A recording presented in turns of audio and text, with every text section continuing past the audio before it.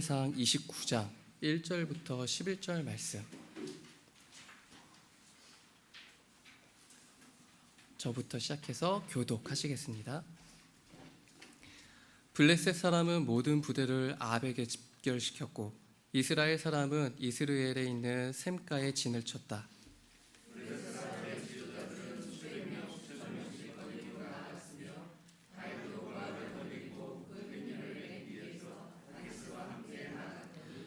블레셋 사람의 지휘관들이 항의하였다. 이 히브리 사람들이 무엇 때문에 여기에 와 있습니까? 아기스가 블레셋 사람의 지휘관들에게 말하였다. 귀관들도 알다시피 이 사람은 이스라엘 왕 사울의 종이었던 다윗이요, 그가 나와 함께 지낸 지가 이미 한두 해가 지났지만 그가 망명하여 온 날부터 오늘까지 나는 그에게서 아무런 허물도 찾지 못하였소.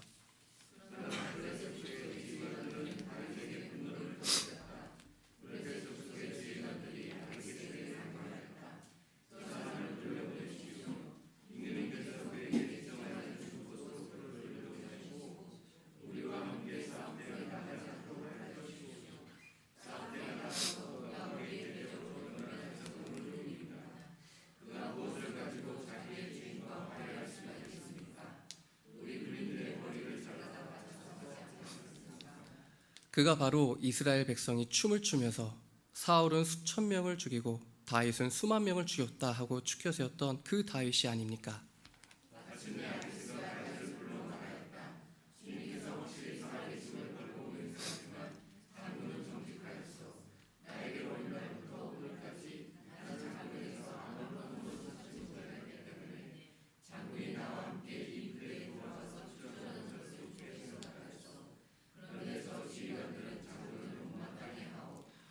그러니 이제 장군은 블레셋 사람의 지도자들의 눈에 거슬리는 일을 더 이상 하지 말고 평안히 돌아가기를 바라오.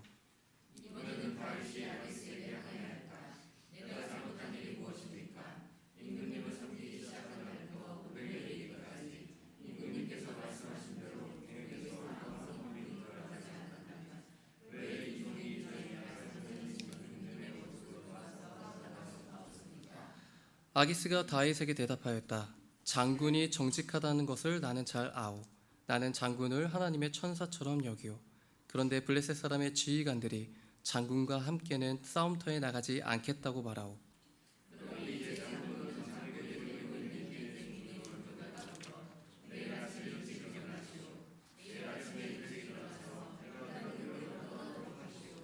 다 같이 보시겠습니다. 그리하여 다윗은 다음 날 아침에 일찍 일어나 부하들과 함께 출발하여 블레셋 사람의 땅으로 돌아오고 블레셋 족속은 이스라엘로 올라갔다. 아멘. 나의 길 나의 하나님이라는 제목으로 정희성 목사님 말씀 전해주시겠습니다.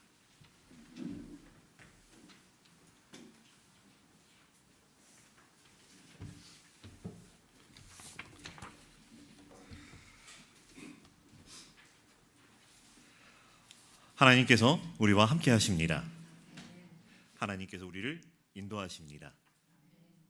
맞지요? 얼마든지 아멘이 될 것 같습니다. 만약에 하나님께서 지금 예배하는 우리들, 말씀을 사모하는 우리들을 바라보신다면 어떤 마음, 어떤 표정이실까요? 우리 한번 상상해 보면서 그 마음, 그 표정을 우리의 몸과 마음에 담아가지고요, 옆에 있는 분들을 한번 살펴보시기를 바랍니다. 바라봐 보시죠.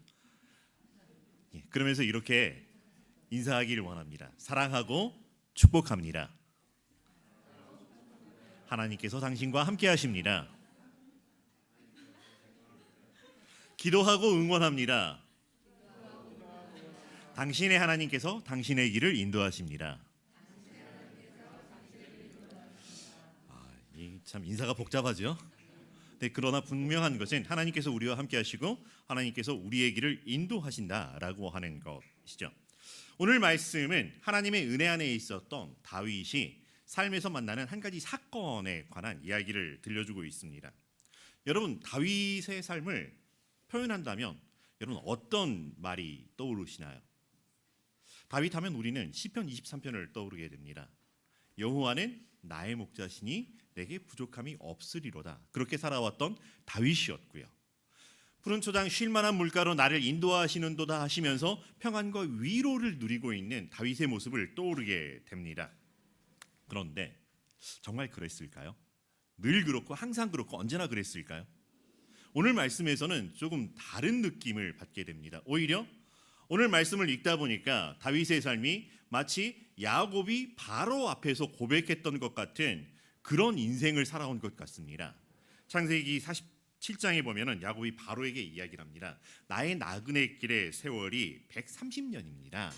그런데 나의 조상의 나그네 길의 연소에는 미치지 못하지만 험악한 세월을 보냈습니다라고 이야기를 합니다. 험악한 세월을 보내었다라고 이야기를 하는데 다윗의 삶은 지금 험악한에 굉장히 강조를 더 많이 해야 될 것 같습니다. 험악한 삶을 산 것 같습니다. 근데 험악한 삶을 살았습니다로 끝났으면 좋겠는데 아니요. 지금도 험악한 삶이 계속 진행되고 있습니다. 언제 끝날지를 모르겠습니다. 하나님께서 3년만 참아 이렇게 말씀하시는 것도 아니고요. 언제 끝날지 모른다라고 하는 것입니다. 어쨌든 오늘 말씀을 간단하게 정리해 보면 이렇습니다. 지금 블레셋은 이스라엘과 전쟁을 하려고 하고 있습니다. 그런데 다윗을 데리고 간다, 데리고 가지 못한다라고 하는 서로 다른 의견들이 충돌을 하고 있습니다. 다윗은 믿을 수 있다라고 하는 사람과 아니요, 다윗은 믿을 수가 없습니다라고 하는 사람들 사이에서 갈등이 발생하였고요. 결국 다윗은 블레셋과 함께 전쟁에 나가지 못하고 자기 있던 블레셋 땅으로 돌아가게 되었다라고 하는 이야기입니다. 전쟁을 앞두고서 서로 간에 갈등을 겪고 있는 블레셋 사람들 그리고 다윗의 이야기이기도 합니다. 우리는 어떤가요? 삶에서 어떤 갈등들을 경험하고 있나요? 혹은 나는 내 삶에서 갈등하지 않아요 라고 하는 은혜 속에 있어요. 그렇습니까?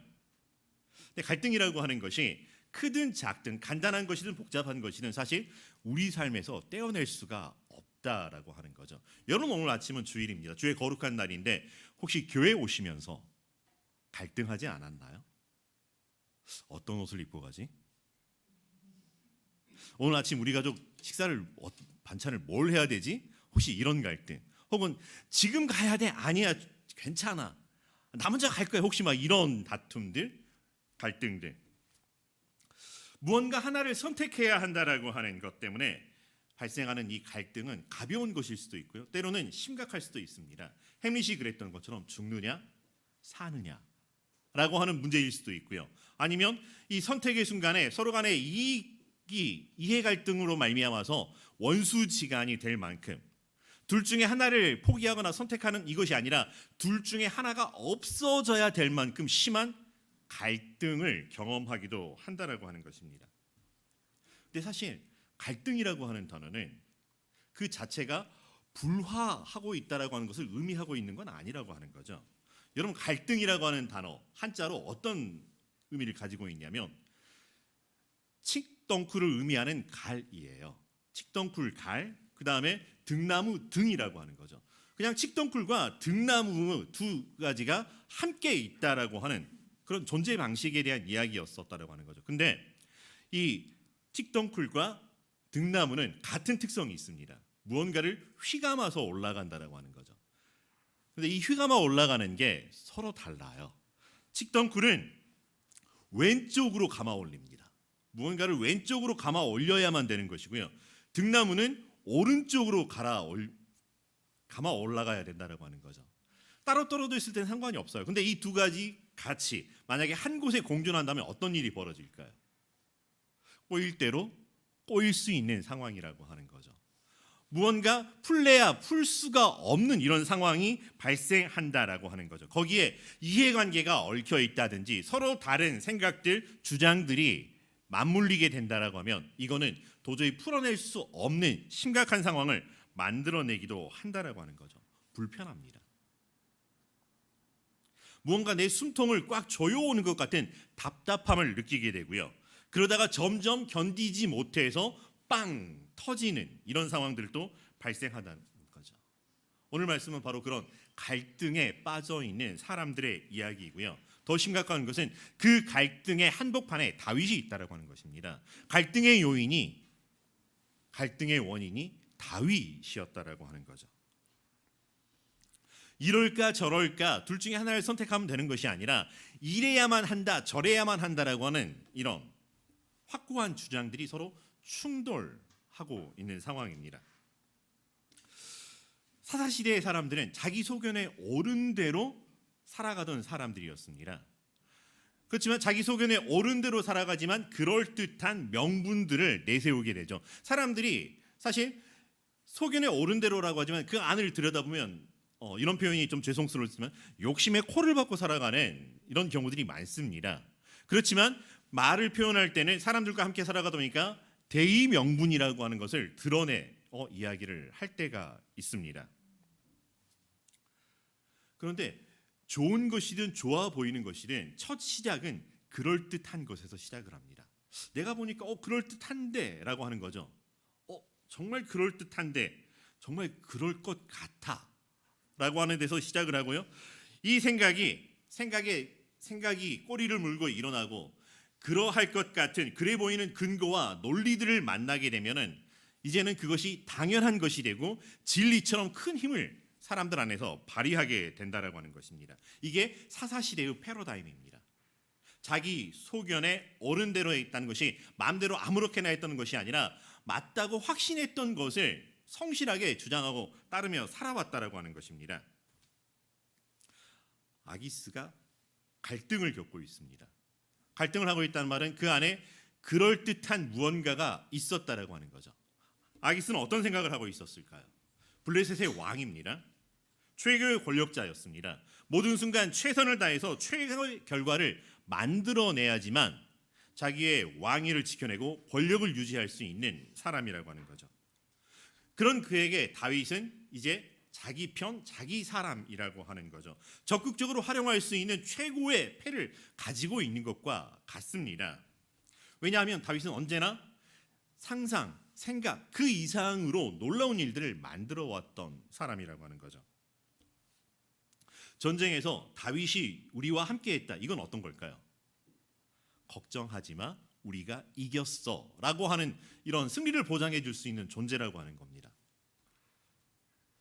우리도 그렇지 않나요? 가끔 무언가 일을 해나갈 때 그 사람만 있으면 됐어, 걱정 없어. 그런 사람들이 있을 겁니다. 바로 다윗이 그런 사람이라고 했던 거죠. 그래서 더 안타깝습니다. 이런 다윗인데 이런 다윗을 적극적으로 활용하고 사용해야 되는데 왜 사람들은 데려가려고 하지 않는 걸까? 라고 하는 거죠. 게다가 다윗은 이스라엘을 등지고 왔습니다. 이스라엘을 떠나왔습니다. 그래서 이번에 적극적으로 최대한 이 기회를 활용해야지만 영원히 다윗은 블레셋의 편, 블레셋의 사람이 될 수 있다라고 하는 거죠. 전쟁터에 세우기만 해도 싸움을 하지 않고 그 전쟁의 현장에만 있어도 이제 다윗은 돌아갈 수 있는 길을 스스로 끊어내 버린 그런 상황이 될 것입니다. 그래서 적극적으로 데려가려고 했었던 것이었죠. 근데 왜 사람들은 이걸 보지 못하는 걸까? 왜 이렇게 하지 않는 걸까? 아기스 왕은 답답했을 겁니다. 그런데 또 한편에서 지휘관들도 갈등하고 있습니다. 지휘관들도 나름대로 생각하는 것들이 있었고요. 그럴듯한 무언가가 있었고 그것을 지켜내고 싶은 게 있었다라고 하는 것입니다. 아기스 왕이 보았던 것을 보지 못했을까요? 아기스 왕의 지혜만큼 지혜롭지 못했던 것이었을까요? 사실 알고 있었습니다. 우리가 잘 아는 표현처럼 사울은 천천히요 다윗은 만만이라. 사울이 죽인 사람은 수천 명이지만 다윗이 죽인 사람은 수만 명입니다라고 하는 것을 블레셋도 알고 있었다라고 하는 것이죠. 다윗의 용맹함과 그 전투 능력을 인정하고 있지만 그런데 문제는 과연 적의 적을 나의 친구라고 받아들일 수 있을까요? 흔히 우리는 그래요. 적의 적은 우리의 친구야, 우리 편이야. 그런 이야기를 가끔 하면서 그걸 활용하는 걸 지혜롭다라고 이야기를 하기도 합니다. 그런데 과연 나의 등을 맡겨도 될 만큼 우리 편일까? 다윗의 적이 정말로 이스라엘이 될 수 있을까라고 하는 거죠. 만약에 전쟁의 한복판에서 갑자기 다윗이 적의 편이 된다면 이스라엘로 돌아간다라고 하면 블레셋은 최고의 적을 만나게 되는 거죠. 자기들의 생명을 보장할 수가 없습니다. 불안합니다. 그런데 그것만 불안한 게 아니라 다윗이 만약에 전쟁의 상황에서 공을 세웠어요. 어떤 일이 벌어질까요? 전쟁 이후에 이제 이 사람들이 이 공과를 나누면서 상부를 주게 될 거예요. 그러면은 공을 세웠으니까 당연히 어떤 권력을 차지하게 될 것이고, 권력을 차지하면 이제는 그 후에 권력 다툼이 일어나는 그 순간에 최고의 강적이 드러나게 되는 상황인데, 이 또한 마땅치 않다라고 하는 것입니다. 뭘 해도 불안하기에, 전쟁에서도 살아남아야 되고 내가 가지고 있었던 어떤 기득권, 이것도 지켜내야 하기 때문에 불안하다라고 하는 것. 그래서 차라리 다윗을 전쟁에 함께 나아가지 않는 것, 함께 할 수 없다라고 하는 것이 그들의 생각이었습니다. 그래서 명분을 내세워서 왕에게 이야기를 합니다. 그리고 그것을 끝내 고집하고 있는 모습을 보고 있습니다. 그럼 이 상황에서 다윗은 어떨까요? 다윗은 지금 무슨 생각을 하고 있을까요? 다윗에게도 지금 그럴듯한 생각과 계획이 있었을까? 최근에 우리는 코로나 시대를 겪으면서 자가격리라고 하는 이런 말을 많이 했습니다. 다윗은 갑자기 자가격리를 당하는 그런 느낌이었을까요? 갑자기 내가 왜 따가 되는 걸까? 어쩌면 가장 큰 고민과 갈등을 겪고 있는 사람은 다윗이었을 수 있습니다. 사실 뭘 해도 다윗은 이 상황에서 최악이라고 하는 것입니다. 최악을 피할 수가 없습니다. 만약 블레셋의 편이 되어 이스라엘과 전쟁을 한다면 무슨 일이 벌어질까요? 어떤 상상을 할 수 있을까요? 이스라엘 사람들에게 다윗이라고 하는 존재는 마치 우리나라 사람들이 이순신 장군을 생각하는 것과 같습니다. 아니, 어쩌면 더 큰 영향력을 가지고 있는 사람이라고 할 수 있습니다. 만약에 이순신 장군이 다윗처럼 모함을 받았던 때도 있고요, 곤란한 때도 있었습니다. 백의종군하였지만 만약에 견딜 수 없는 그 모멸감에 일본에 망명을 한다면 어떻게 되었을까요? 그래서 일본의 이 해군과 함께 우리나라 수군과 전쟁을 했다면 그 전설의 명량해전이나 한산대첩과 이런 것들이 어떻게 되었을까? 상상만 해도 끔찍합니다. 지금 그와 같은 일이 다윗 앞에 놓여 있었다라고 하는 것입니다. 이 상황에서 다윗은 도대체 뭘 어떻게 해야 하는 걸까요? 무슨 기도를 해야 되고 이 상황에서 어떤 지혜를 발휘해야 되는 걸까요? 과연 이 상황 가운데 하나님은 다윗과 함께 하시는 걸까요? 이 상황에서 하나님께서 다윗과 함께 하신다라고 하는 게 과연 어떤 의미일까? 어떤 모습을 보고 하나님께서 우리와 함께 하신다, 다윗과 함께 하신다라고 하는 것을 살펴볼 수 있을까요? 그저 우리가 잘 아는 것처럼 아무것도 할 수 없으니 전부여 의지 없어 손 들고 죽게 갑니다 라고 고백을 해야 되는 걸까요? 아니면 예수님처럼 겟세마네 동산에서 기도하실 때처럼 이 잔을 내게서 옮겨 주시옵소서, 그렇게 기도를 해야 되는 걸까요? 왜 다윗에게 이런 일이 일어나게 되었을까요? 하나님께서 지금 다윗을 연단하는 중이실까요? 아니면 힘들고 곤란한 일을 예정하셨고 그렇게 운명을 지으셨던 걸까요? 사실 우리는 다윗을 생각하면 다윗은 그 어떤 상황에서도 흔들리지 않은 믿음과 하나님의 택한 사람으로서의 롤모델을 보여줄 것을 기대하고 있습니다. 주의 지팡이와 막대기가 나를 안위하시나이다 라고 하는 이 모습이 보여야 되는데, 오늘 말씀에서 우리의 기대를 무너뜨리고 있는 다윗의 모습입니다. 정말 낯선 모습입니다. 오히려 아기스 왕에게 항의를 합니다. 내가 잘못한 일이 무엇입니까? 임금님을 섬기기 시작한 날부터 오늘에 이르기까지 임금님께서 말씀하신 대로 종에게서 아무런 허물이 드러나지 않았다면 왜 종이 이제 나의 상전 임금님의 원수들과 싸우러 나갈 수가 없습니까? 강력하게 항의를 합니다. 마치 이 표현이 나의 상전 임금님의 원수가 나의 원수입니다 라고 고백하는 것 같이, 마치 하나님의 사람이 하나님의 택한 이스라엘 백성을 나의 원수라고 내가 싸워서 진멸시켜버리겠다라고 하는 것처럼 느껴지는 아이러니한 표현입니다. 오히려 다윗의 고백 속에서, 다윗의 말 속에서는 하나님을 찾아볼 수 없지만 오히려 다윗에게 이야기하는 아기스 왕에게서는 하나님의 이름을 더 살펴볼 수 있었던 상황이라고 하는 것입니다. 도대체 왜 이런 일이 벌어지고 있는 것일까? 이런 상황을 이해하기 위해서 조금 더 그 이전의 맥락을 살펴보면, 사무엘상 27장 1절에 이런 표현이 나옵니다.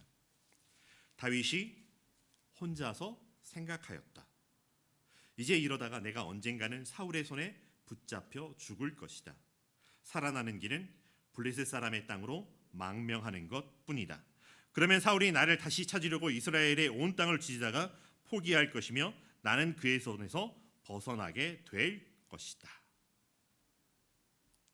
우리가 잘 알던 다윗, 언제나 위풍당당하고 하나님을 찬양하며 그 어떤 상황에서 두려워하지 않을 것 같았던 용감한 다윗의 한없이 초라한 모습을 보게 됩니다. 사망의 음침한 골짜기를 다녀도 하나도 떨지 않을 그런 다윗의 모습이 보이지가 않습니다. 물맷돌로 골리앗을 싸우면서 물리치면서 만들어냈던 그 전설적인 표현, 다윗과 골리앗이라고 하는 반전의 비유를 표현하는 그 지금도 회자되는 그 말을 만들어냈던 그 다윗,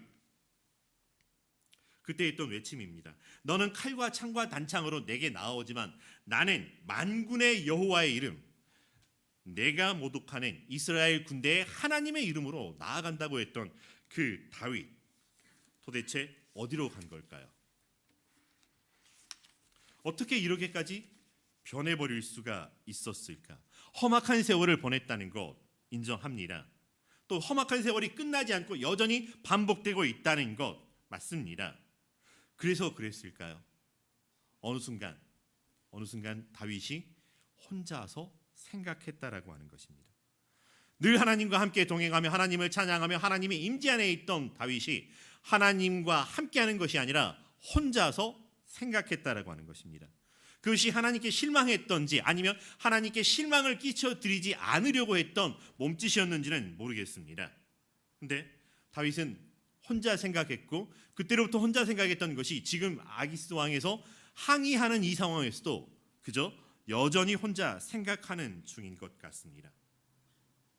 말씀을 묵상하면서 도대체 하나님은 어디 계시는 걸까요? 하나님 도대체 뭘 하시는 걸까요? 아니 왜 다윗을 이런 상황이 될 때로 하나님의 사람이 이런 상황이 될 때로 하나님 내어버려 두십니까? 라는 이런 의문이 들기도 했습니다. 혹시 다윗도 그렇게 하나님과 갈등하는 중이었을까요? 도대체 언제까지 이래야 됩니까? 도대체 내가 얼마나 기도를 드려야 됩니까? 내가 얼마나 참아야 됩니까? 내가 언제까지 아파야 됩니까? 정말로 하나님은 다윗을 내버려 두셨던 걸까요? 근데 사실 조금 전에 제가 했던 질문은 잘못된 질문이고 정말로 갈등할 수밖에 없는 갈등을 불러일으키기에 충만한 질문들이기도 합니다. 사람들은 자기가 잘못 선택하고 그 잘못 선택한 것의 결과를 맞이할 때 하나님께 서운하다라고 표현합니다. 하나님을 원망하기도 합니다. 하나님 제가 못하게 하시지 라고 하기도 합니다. 그럴듯한 것을 찾아가는 사람들은 그럴듯하다라고 자기가 여겨놓고 그것을 정답으로 착각하는 경우들이 참 많다라고 하는 것입니다. 엿없다느라는 책에서 그 책의 저자가 이런 이야기를 하기도 합니다. 인생에 정답은 없다. 인생은 전인미답이다. 모든 선택에는 정답과 오답이 공존한다. 지혜로운 사람은 자기가 선택한 후에 그것을 정답으로 만들어가는 것이고 어리석은 사람들은 그것을 선택하고 후회하면서 오답으로 만들어 간다라는 표현을 하기도 합니다. 여러분 혹시 드라마 도깨비 기억하십니까? 거기에서 이 신으로 나왔던 육성재가 도깨비 공유와 그 다음에 저승사자 이동욱에게 했던 말이 있습니다. 신은 그저 질문하는 자일 뿐 운명은 내가 던지는 질문이다. 답은 그대들이 찾으라. 작가들의 참 지혜로운 표현, 인생의 뭔가 큰 경험들을 우리에게 공유하고 있는 것 같은 표현입니다. 그래서 인생은 그저 운명이라니 정답을 만들어가는 삶이라니 최선을 다하면 됐다라고 이야기하기가 쉬울 것 같습니다. 사실 다윗은 누구보다 용감했고 누구 못지않게 성실했고 최선을 다해 살아왔는데 어느 날 보니까 지금 여기에 있었던 것입니다. 도대체 뭘 더 해야 하는 걸까요? 그저 내가 할 수 있는 거 다 했으니 이제는 하늘의 운명을 기다릴 뿐이다라고 하는 진인사 대천명이라고 하는 말을 적용해야 되는 걸까요? 하나님 어디 계시는 걸까요? 아기스 왕에게도 있던 하나님은 다윗에게 보이지 않는 걸까요? 그러나 하나님은 한 번도 하나님의 하나님 되심의 자리에서 벗어나지 않으셨다라고 하는 것입니다. 하나님은 하나님을 잊어버리고 있던 다윗이었지만은 또 그런 우리들이었지만 여전히 우리와 함께 계시며 우리의 하나님, 다윗의 하나님이 되어 주셨다라고 하는 것입니다. 다윗과 함께 하셨고요. 다윗을 인도하셨고요. 다윗에게 지팡이와 막대기가 되어서 함께 해 주셨습니다. 그렇지만 그럼에도 불구하고 다윗의 대답에서는 하나님이 발견되지 않고 있는, 오히려 하나님에게서 벗어나 있는 그런 모습인 것 같습니다. 그렇지만 그럼에도 불구하고 하나님은 그 다윗을 바라보시면서 다윗에게 피할 길이 되어 주셨고 이스라엘과 다윗 모두에게 살 길이 되어 주셨다라고 하는, 생명의 길로 인도해 주셨다라고 하는 것입니다. 블레셋 지휘관들의 그 불안한 마음, 불신의 마음, 시기와 질투의 마음을 모아 다윗이 전쟁에 참여하지 않도록 했고요. 믿을 수 없는 사람 취급하며 다윗에게 기회를 주지 않았던 것이 오히려 생명의 기회가 되었다라고 하는 것이죠. 사람들은 하나님의 선한 뜻을 악용하려고 하지만 하나님께서는 그런 사람들을 위하여 그들의 악한 뜻조차도 선하게 활용하시는 하나님의 은혜의 모습을 볼 수 있습니다. 다윗을 판단하려고 하는 것이 아니라 다윗은 이 경험 이후에 달라졌다라고 하는 것이죠. 다윗은 이 이후에 자기의 모든 진퇴를 혼자 생각하지 아니하고요, 하나님께 기도합니다. 하나님, 내가 나아가리이까? 하나님, 내가 올라가리이까? 묻고 하나님의 응답과 함께 살아가는 삶이 되었다라고 하는 것입니다. 최악의 경험이었지만은 최고의 교훈을 얻게 되었고 최선을 다해 살아갈 수 있는 다윗의 모습으로 하나님은 회복시켜 주었다라고 하는 것입니다. 우리는 어떤가요? 지금 우리는 어떤 상황에 놓여 있습니까? 우리의 삶의 자리는 어떤 삶의 자리입니까? 갈등 속에서 답답하십니까? 아니면 첩첩산중인 것 같고 속수무책인 것 같습니까? 막다른 길에서 길을 잃어버린 것과 같은 심정을 우리가 삶에서 만날 때가 있습니다. 그럴 때 어떻게 해야 될까요? 그냥 다윗처럼 가만히 있으며 아무렇게나 해도 되는 걸까? 자기 소견에 오는 대로 그럴듯한 것을 따라가는 삶이 아니라 정말로 하나님과 동행하는 삶을 살기 위해서 우리가 해야 될 것 무엇이 있을까? 하나님께서 우리에게 주신 두 가지 질문이 있습니다. 성경에 보면은 구약과 신약에서 사람들에게 주셨던 두 가지 근원적인 질문이 있습니다. 하나님께서 사람을 창조하시고 사람과 대화를 하는 첫 번째 장면이 나옵니다. 그 첫 번째 장면에서 하나님은 질문을 하십니다. 내가 어디 있느냐? 아담이 선악과를 먹고 난 이후에 이 눈이 밝아지고 지혜로워져 가지고 한 것 같지만 사실은 당황되고 어쩔 줄 몰라 하는 아담에게 주셨던 질문입니다. 아담아, 내가 어디 있느냐? 이 질문에 맞추어 우리가 했던 질문들을 바꾸어 본다면 하나님 어디 계십니까가 아니라 나는 지금 어디에 있는가라고 하는 것. 스스로에게 한번 물어보죠. 여러분 지금 어디에 있나요? 예대교회 예배실에 있나요? 예배 중에 있나요? 만약 하나님께서 다윗에게 내가 어디 있느냐, 다윗아 너는 지금 어디 있느냐라고 했다면 다윗은 뭐라고 대답했을까요? 전쟁을 앞두고 있습니다. 혹은 사람들과 갈등 중에 있습니다. 답답합니다. 이런 이야기를 했을까요? 도대체 우리는 어디에 있는 걸까요? 그 모든 상황이 아니라 우리는 비록 갈등 속에 있을지라도 우리를 지켜보시는 하나님 앞에 있다라고 하는 것을 기억하시기를 바랍니다. 힘들고 우리를 지치게 하는 모든 일들이 우리 앞에 놓여 있습니다. 그렇지만 우리는 그 속에 있는 것이 아니라 그 속에 있는 나를 바라보시는 하나님 앞에 있다라고 하는 것을 기억하시기를 바랍니다. 내가 어디 있느냐? 이 질문의 답은 언제나 한 가지입니다. 우리는 하나님 앞에 하나님과 함께 있습니다라고 하는 것입니다. 하나님이 어디로 가버리는 것이 아니라 내 눈이 다른 것을 보고 있을 뿐이고 하나님은 여전히 우리 앞에, 하나님은 우리를 하나님 앞에 두었다라고 하는 것입니다. 우리를 각자 부르신 상황들, 우리를 보내시는 곳, 우리가 해야 되는 것들이 참 다양하고 다릅니다. 동네가 다르고 하는 일들이 다를 수 있지만 그러나 한 가지로 하나님 앞에 있다라고 하는 것을 기억하시기를 바랍니다. 그래서 우리는 우리를 이리저리 휩쓸어대는 파도를 바라보는, 파도 앞에 있는 삶이지만 파도를 바라보는 삶이 아니라 파도 속에 있는 나를 바라보시는 하나님 앞에서 살아가는 삶이라고 하는 것 기억하시기를 바랍니다. 그래서 그 하나님을 바라볼 때 뒤이어오는 우리의 자연스러운 반응이 있습니다. 여러분 사모님을 볼 때 어떤가요? 그냥 사모님이구나라고 이렇게 인식이 일어나는 게 아니라 사모님을 봤을 때 자연스럽게 우리 안에 일어나는 역동이 있습니다. 사모님 반가움, 그 따뜻한 사랑스러움, 고마움, 막 이런 것들이 있는 것처럼 우리가 내가 어디 있는지를 바라보아서 하나님을 바라보게 될 때 일어나는 자연스러운 역동이 있습니다. 바로 그것이 아바 아버지, 아바 하나님이라고 하는 것이죠.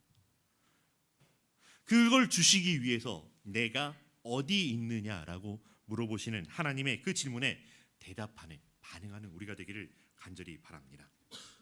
두 번째 질문은 신약에서 예수님께서 받으셨던 질문이기도 합니다. 예수님께서 십자가의 복음 사역, 하나님 나라 복음 사역을 위해서 할 때 사람들이 예수님께 수없이 던졌던 질문입니다.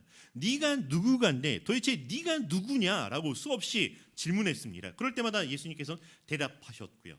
그리고 요한복음에서는 나는 생명의 떡, 양의 문이라고 하면서 나는 길이요 진리요 생명이라고 하시면서 나는 누구라고 하는 그 정체성을 보여주셨습니다. 그리고 제자들에게 사람들이 나를 누구라 하더냐, 너희는 나를 누구라 하더냐라고 하는 질문입니다. 오늘 저도 여러분에게 여쭤봅니다. 그래서 여러분은 누구십니까? 우리 어린 시절에 불렀던 당신은 누구십니까? 라는 노래가 있지요. 그때 뭐라고 대답을 합니까? 나는 이름을 이야기를 하게 되는 경우가 많습니다. 그러나 이 질문의 답은 나의 이름이 아니라고 하는 거죠. 하나님 앞에서 당신은 누구입니까? 라고 하는 이 질문의 답은 무엇일까요? 만약에 다윗아, 너는 지금 내 앞에서 누구니? 라고 한다면 다윗이 뭐라고 대답했을까요? 여러분의 삶에서 여러분의 매 순간순간마다 여러분 지난 한 주간 동안 혹은 앞으로 살아갈 한 주간 동안에 하나님께서 나타나셔서 너는 내 앞에서 지금 누구니? 라고 한다면 뭐라고 대답하시겠습니까? 우리의 답은 우리의 삶으로 자연스럽게 이어져 가게 된다고 하는 것이죠. 우리의 답이 나는 지금 주부이고 나는 지금 회사원이고 나는 지금 사업가, 나는 지금 정말 이렇게 신경질 난 사람이고 이런 대답일까요? 우리는 예수님께서 핏값으로 구속하여 하나님의 자녀로 세우셨다라고 하는 하나님의 자녀이고요, 예수님의 제자이고요, 예수님의 친구라고 하는 것입니다. 이 대답이 우리의 대답입니까? 아니면 나는 아니고요, 우리 옆에 있는 집사님, 우리 권사님 이런 분들의 대답일까요? 이 시대를 살아가는 우리 모두에게 동일한 질문, 내가 어디에 있느냐, 너는 누구냐라고 하는 이 질문 앞에 나는 하나님 앞에 있습니다. 나는 하나님의 자녀입니다. 나는 예수님의 친구입니다. 나는 예수님의 제자입니다라고 하는 이 답이 오늘 우리의 모든 상황 속에서 하나의 기준이 되기를, 표대가 되기를 간절히 바랍니다. 모든 상황들마다 모든 갈등선을 어떡하지 궁리하기 이전에 이 질문의 답을 가지고 이 질문의 답 위에서 내가 살아가야 할, 표대를 바라보면서 하나님과 함께 예수님의 사랑으로 살아가는 우리 예들교회 성도님 되기를 간절히 축원합니다. 이미 답은 우리에게 주어지셨다라고 하는 것입니다. 이 답을 놓치지 않고 이 답을 누리면서 이 답 때문에 많은 사람들이 오히려 아기스 왕이 다윗을 볼 때 그랬던 것처럼 하나님이 너와 함께 하시는구나. 나도 너의 하나님을 알고 싶다라고 하는 이 놀라운 그리스도의 향기, 그리스도의 편지가 되는 이 한 주간 되시기를 주의 이름으로 축원합니다. 기도하겠습니다. 사랑과 은혜가 충만하신 여호와 하나님, 우리가 무엇이간데 우리를 먼저 찾아봐 주셔서 우리의 하나님 되어 주시고 우리의 아버지 되어 주셨는지요. 우리의 삶의 모든 순간순간마다 최선을 다하고 성실하였지만 그러나 하나님을 바라보지 못했던 순간들이 있습니다. 하나님을 놓치고 잊어버렸던 순간들이 있습니다. 그러나 이제 나의 모든 상황, 나의 모든 길에서 이제 나의 하나님과 함께 걸어가겠습니다. 살아가겠습니다. 다짐하는 우리의 삶이 이 시대 이 역사를 변화시키는 하나님의 큰 은혜, 구원, 사역되게 하여 주시옵소서. 예수님의 이름으로 기도합니다. 아멘.